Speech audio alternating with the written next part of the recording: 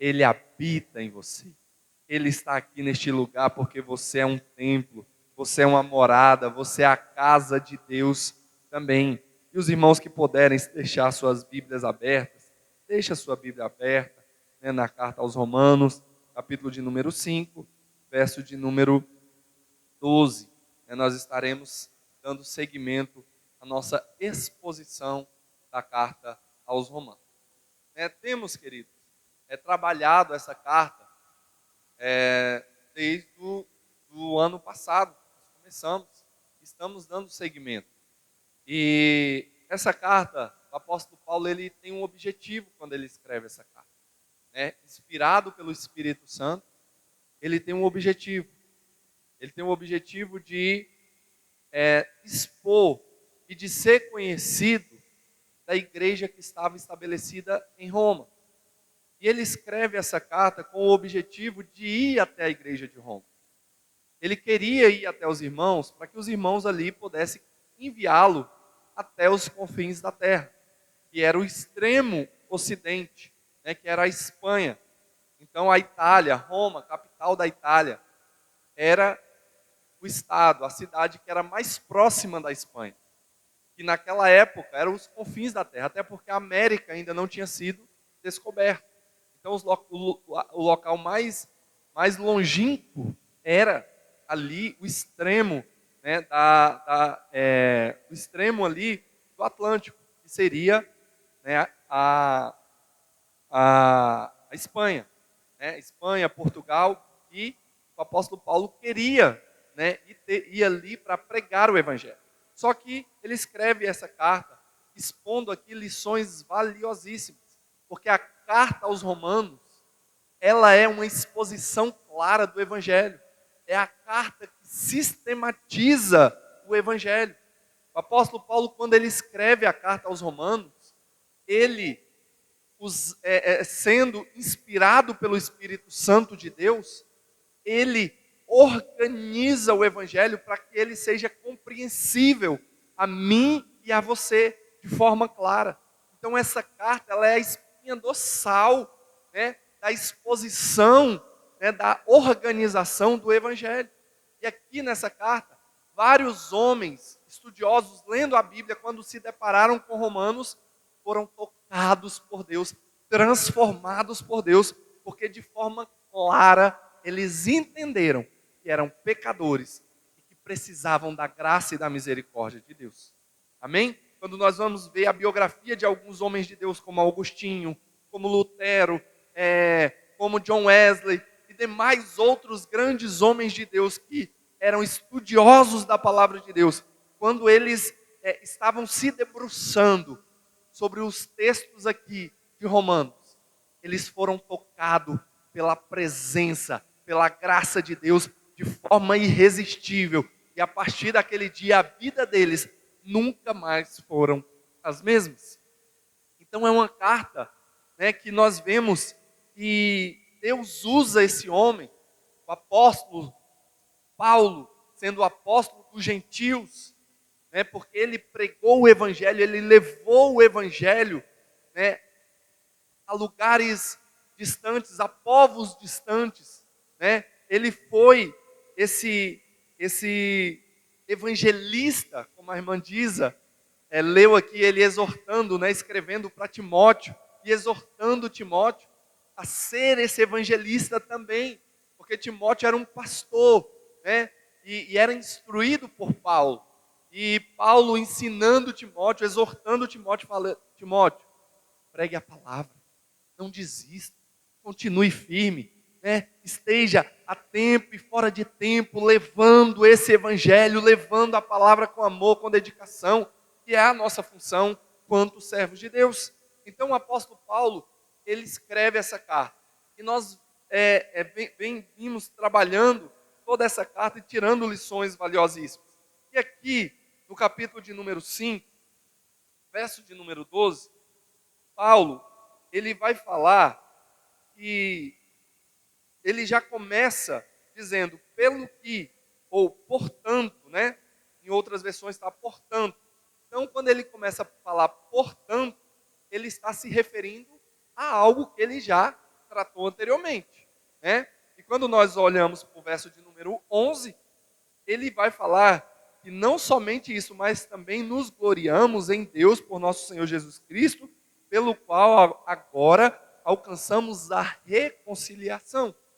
Então Paulo estava falando anteriormente, como nós trabalhamos, sobre essa reconciliação, sobre o que Cristo fez por nós, sobre Ele nos dar vida, Ele nos salvar, né?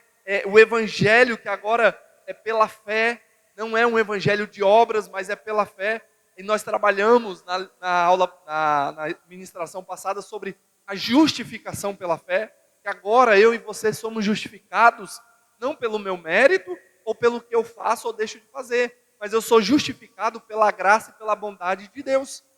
Né? Como Abraão, lá no passado, ele levanta esse argumento de Abraão. Abraão creu em Cristo, isso lhe foi imputado como justiça.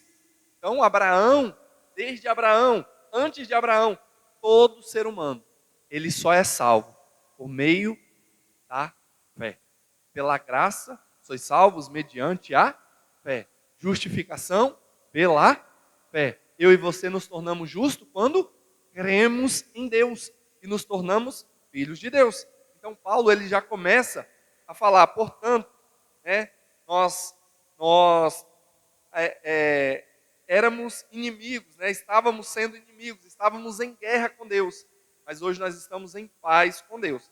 Portanto, ele começa a falar, então temos agora essa paz com Deus, essa paz remete aos justificados que não estão mais em guerra com Deus.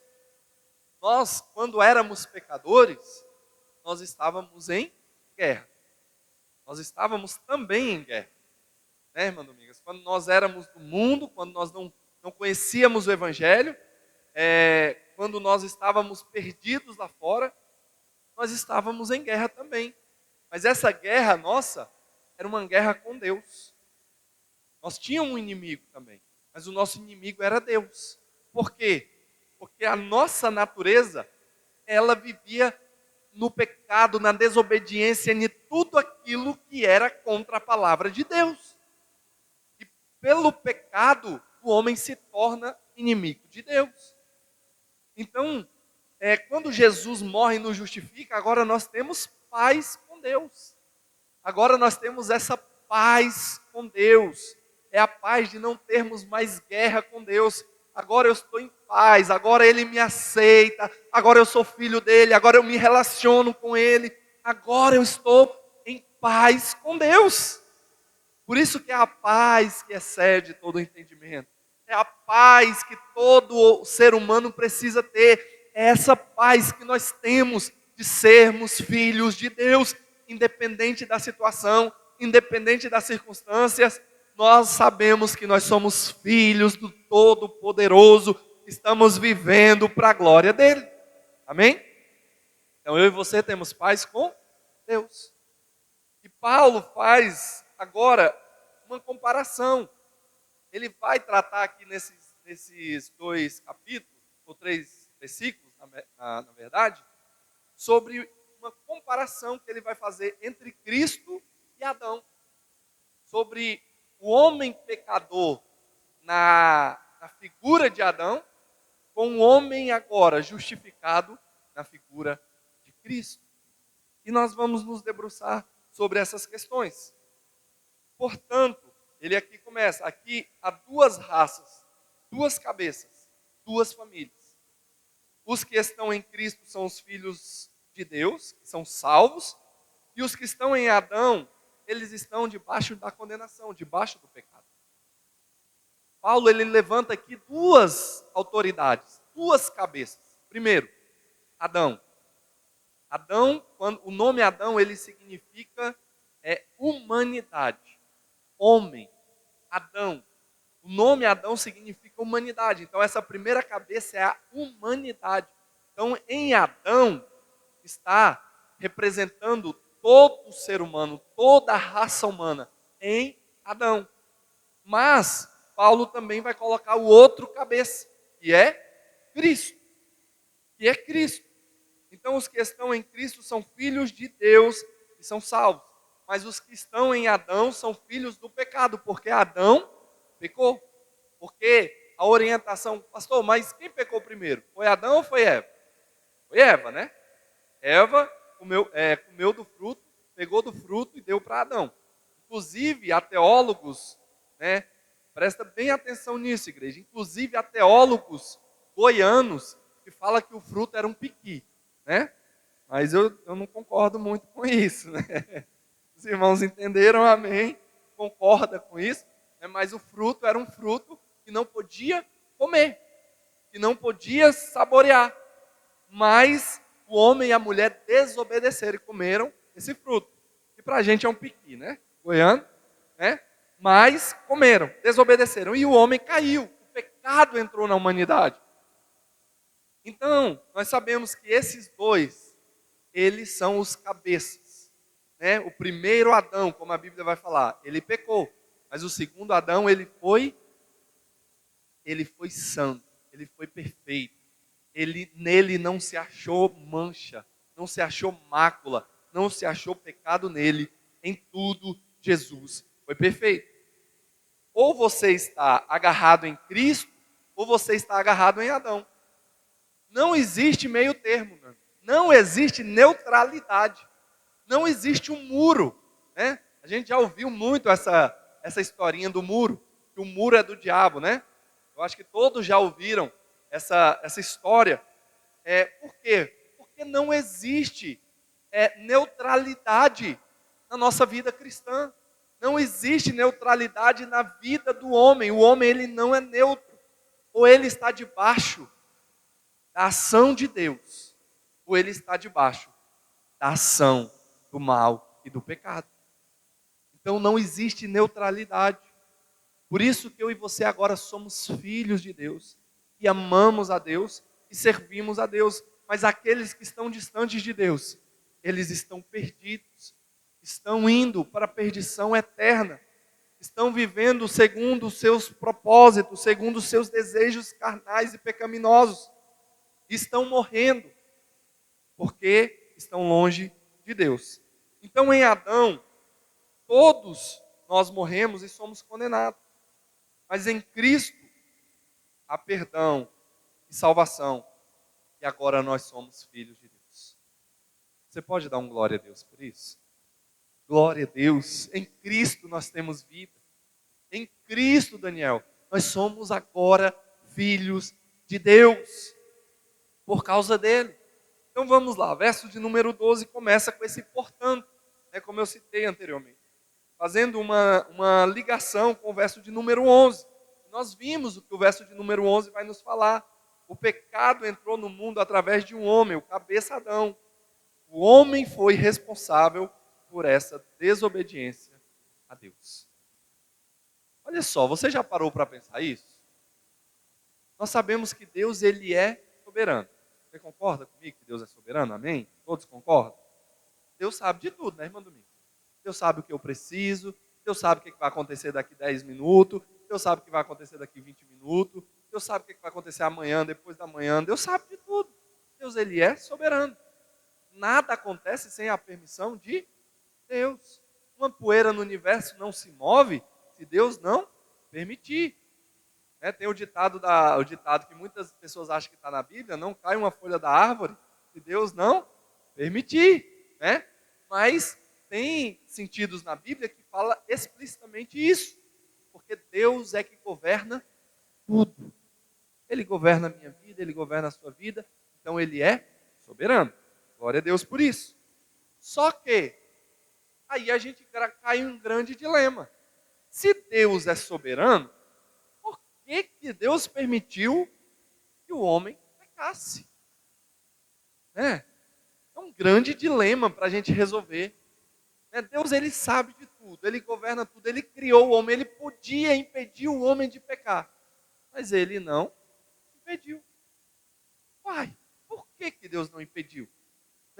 A gente fica levantando essas questões. É o grande dilema da teodiceia. Então, tem pessoas que a questão da teodiceia é uma questão que levanta. Deixa eu definir a teodiceia. Ela é um termo filosófico que significa justificação de Deus. Ou seja, o dilema da Teodiceia, que é esse estudo sobre Deus, a soberania, o mal, né? Por que isso tudo? Por que Deus permitiu tudo isso? Né? Ou a vindicação de Deus, que busca conciliar a existência de Deus onipotente e bom com a presença do mal no mundo. Então, o grande dilema da Teodiceia é justificar Deus sendo Deus e a presença do mal. Por quê? Porque quando a gente para analisar, Deus é criador. Deus fez todas as coisas. Mas Deus fez o mal? O mal existe por causa de Deus? A palavra de Deus nunca atribui o mal a Deus. O mal sempre é colocado na minha e na sua conta. Sempre é colocado na conta daquele que peca. Deus, ele é bom, soberano, santo, criador e todo-poderoso. Mas levanta uma questão, então por que existe esse mal? Né? E Paulo aqui, ele vai tratar justamente essa questão, esse grande dilema. Porque e se questiona como Deus onipotente e benevolente pode permitir ou ser responsável pela existência do sofrimento e da crueldade. Muitas pessoas falam, eu não me volto a Deus, eu não creio em Deus porque minha família morreu em um acidente. Então Deus foi o responsável, porque se Ele poderia salvar e não salvou, Ele é o responsável.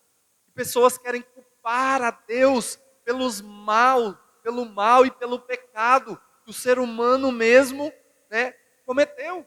E a palavra de Deus vai dizer que nós somos responsáveis por tudo aquilo que nós fazemos que vai contra a Deus. Deus já sabe, Deus governa, Deus pode. Mas quando acontece, o responsável é eu e você. É a soberania de Deus. Mas ela não isenta a responsabilidade humana.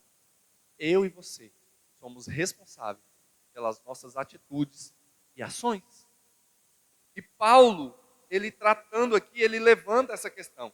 Através de Adão, o pecado agora entrou no mundo. Paulo está aqui personificando o pecado. Sabe o que Paulo está fazendo? O que ele diz? Os irmãos estão com a Bíblia aberta? Capítulo de número 5, verso 12. Pelo que, como pelo homem, entrou o pecado no mundo. Então, por causa de Adão, não existia pecado. Mas aí Paulo, agora ele forma uma pessoa, como se o pecado agora fosse uma pessoa, né? E através de Adão, o pecado agora entra no mundo. Então Adão, ele morde a fruta, ele come da fruta que não podia comer, porque a orientação de Deus não foi para Eva, mas foi para Adão. A orientação de Deus foi para Adão. Adão era o cabeça. Adão, ele foi omisso. Adão não guardou sua casa, não protegeu o seu lar. Adão foi negligente ao ouvir a voz de Deus. Então, a responsabilidade estava sobre o cabeça chamado Adão. E Adão não deu ouvido à voz de Deus. E a mulher comeu, e deu para Adão, e Adão também comeu. E quando Adão come a fruta, o que acontece? O pecado. Uma pessoa chamada pecado entrou. Só que ele tem um parceiro. Olha só, ele é uma dupla. Pode ser até uma dupla não, né, do inferno. Né? Eu ia falar dupla sertaneja do inferno. Né? Porque essa dupla não é boa, não. Por quê? Olha só. Porque pelo um homem entrou quem? O pecado. Pessoa, chamada pecado. E o pecado, a morte. Entrou o pecado, sendo uma personificação que Paulo aqui está expondo, mas também entra outra pessoa junto. É como se quando Adão come o piqui, lembra do piqui? Nós falamos do goiano? É quando Adão abre a porta, porque ele come a fruta que não era para comer, ele abriu uma porta. Quando ele abre essa brecha, essa porta, quem entra? O pecado e a morte. Porque até então, meu irmão, não existia o pecado e a morte no meio do Éden. não existia neste mundo pecado e morte. Por quê? Porque Deus fez o homem santo, puro, mas agora o pecado entra. A pior desgraça, o pior mal, o pior câncer entra na humanidade, chamado pecado e morte. Porque não existia a morte. Porque o salário do pecado é como se os dois andam juntos, são parceirinhos, né, os dois. O pecado e a morte, porque o salário do pecado é a morte. Eu peco, logo eu morro. A Bíblia deixa isso bem claro. Então essa dupla agora entra na humanidade. E agora a nossa guerra é contra essa dupla. Por quê? Porque nós somos seres humanos feitos eternos, feitos para a eternidade. Por isso que nós não temos uma grande dificuldade quando alguém morre. Quando a gente ouve falar, ao fulano de tal faleceu, aconteceu isso com o fulano de tal, morreu. Por que, meu irmão, o sofrimento, a amargura vem em nosso coração? Porque nós não fomos feitos para morrer, nós fomos feitos para a eternidade. Deus nos criou eternos, mas o pecado entrou e com ele entrou a morte. E agora eles estão, em toda a humanidade. E Paulo vai tratar aqui sobre isso. Então, quando ele morde a fruta, ele dá essa brecha, ele abre essa porta. E agora, já existiu o pecado. Nós sabemos que o pecado ele já existia lá, já era essa pessoa, porque lá no céu nós sabemos que houve uma rebelião. O inimigo, Satanás, juntamente com seus anjos ali, que fizeram uma rebelião contra Deus ali no céu, e dessa rebelião eles levou mais um terço. Então, quando acontece essa rebelião, o pecado ali se estabelece. Só que esse pecado não tinha entrado na terra, mas quando o homem come o fruto, agora o pecado entra na raça humana. O pecado entra no homem por causa do erro, por causa da desobediência, por causa do mesmo pecado. Porque qual foi o pecado que o homem cometeu, a humanidade cometeu? O pecado foi o mesmo que aconteceu lá no céu. O método foi o mesmo, porque lá o inimigo queria ir às alturas e ser maior que Deus, queria colocar o seu trono acima de Deus. Seu coração queria ser grande, prepotência, arrogância, querer ser grande demais. Pessoas soberbas, pessoas que o seu ego é gigantesco e acha que são melhor do que os demais. E assim o inimigo quis colocar o seu trono, pecou contra Deus, Deus viu o pecado no coração dele. E agora o pecado é estabelecido. E quando ele vem tentar a mulher, a serpente vem tentar Eva, o que o diabo fala? É verdade que você não pode comer de nenhum fruto? Distorce a palavra. E a Eva, não é verdade, a gente pode comer de tudo. Mas Deus falou que daquela árvore especial ali, aquela árvore ali eu não posso tocar, porque no dia que eu comer dela, eu vou morrer. Aí o inimigo, não, que conversa? Ele te falou isso? Não, vai não.